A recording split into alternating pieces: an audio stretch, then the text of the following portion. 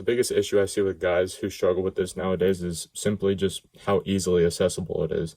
It's easy to just open up your private browser and smash that endless dopamine button that you get from doing this compared to actually putting in the effort of taking a girl out, communicating with her in a persuasive and a compendious manner that allows you to get into bed with her so that you can have sex with her.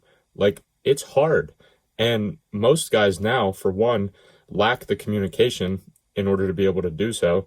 Two, they lack the physical presence and the aura that they give off in order to attract these type of women of value that want to have sex with them. And three, they simply just lack the discipline and the willpower in order to handle the rejection that you're inevitably going to get and not give in to the urges of taking the easy way out when you don't get to take the girl home and have sex with her on the first night. And to be completely transparent with you, I was all three of these things. As you can imagine, when I was 15, 16, 17 years old, from what I've told you previously on this channel, I was nothing like the man I am today. But just like every other 16-year-old red-blooded male on the fucking planet, I was a horny little shit. And this nofap thing wasn't even around during this time. And I didn't know anything about it or how bad it was for you. So instead of using the sexual energy and the drive to become a man that girls would want to have sex with, I chose option B. And I chose that option multiple times a day on most days. Fast forward to today, I've taken it a step above nofap and no porn.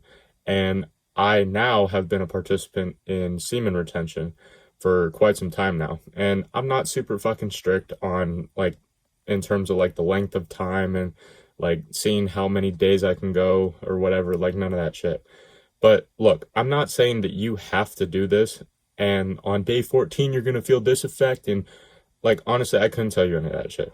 There's research out there that'll tell you all this magical shit, but what I can tell you is that the discipline and the willpower that you will get as a result of doing this will skyrocket. And think about it.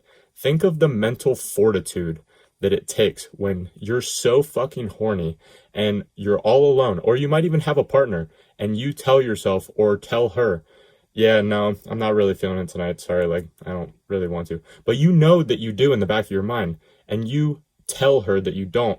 That's where the strength comes from, not the 50 deciliter increase of testosterone that you get on day 7 or the magical surge of energy on day 21.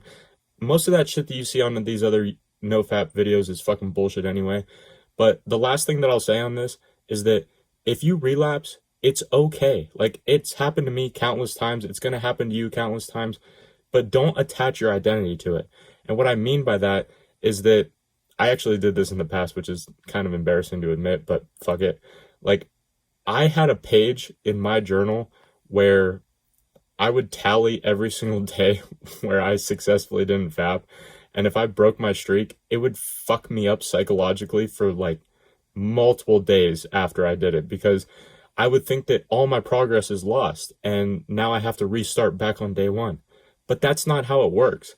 If you go to the gym for 100 days straight and then you take a day off on the 101st day, your body just doesn't reset back to factory default and all of your strength levels go back to where you were on day 1. No, it's the same thing with no fap, no porn, and semen retention. So my recommendation to you is, if this is something that you're struggling with, don't count the days. Make the days count. Treat every single day as a blessing and see it as progress towards building your discipline, your willpower, and your emotional control as a young man. You can do this, my friend. Keep pushing, and I will see you tomorrow.